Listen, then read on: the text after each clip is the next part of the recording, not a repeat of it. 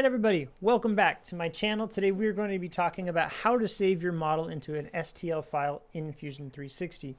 There's actually 4 different ways you can do that, 3 of which are the exact same way, one's a unique way. And we can thank Kelly Harward for the model we have today. Grabbed it off of, GrabCAD, these nice pair of sunglasses. So the first 3 I'm going to go over first is you can right off the bat go to your bodies or your different files. This model is actually assembly. It has multiple components in it. So we can actually just go to, let's say, the lenses. We can drop down the lens. You can see there's a body tab and there's multiple bodies. When you right click on any of these bodies, you're going to get this save as STL option. But you can also tell that it's only applying to this one lens. And so the options come up right here. I really don't mess around with the options personally.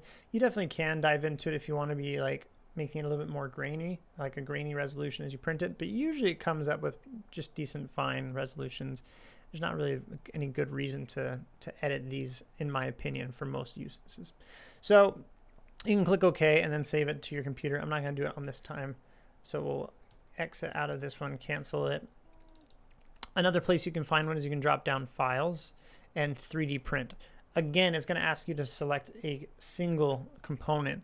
And so if I wanted to get that lens again, as you can see, it's making it grainy. You can see the pixelation to show kind of how it's going to be changing that into a styrolithographic file. And then again, you can save it, export it to your computer. Another way you can do that is up on the top right here next to Tools. You also have Make, same thing, 3D Print. The last way is a little bit different, and it's pretty unique, and one of the reasons I really like Fusion 360. So if we go up to this Files up in the top, we can actually click Export, and we can change this file type to an STL.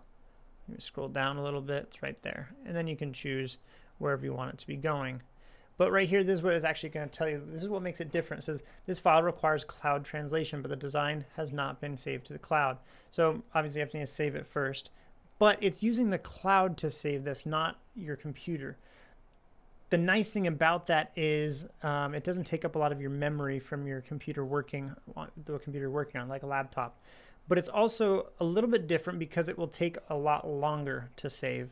And it will save the whole file as an STL rather than each individual component. So if you are assembling something and you want to print all of it all at once, this is the route you need to go. Yeah, that's pretty much it though. And it does take quite a bit of time, especially if your internet's not connection's not very good. That being said, I could be wrong. There may be some other options and other ways of doing this. If you do know of them, by all means, please add a comment down below. I always love to learn as well.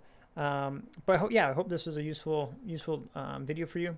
If you do have any other questions, put them down at the bottom. If you've been enjoying these videos, please subscribe and continue watching, and I will see you guys next time. So thanks again.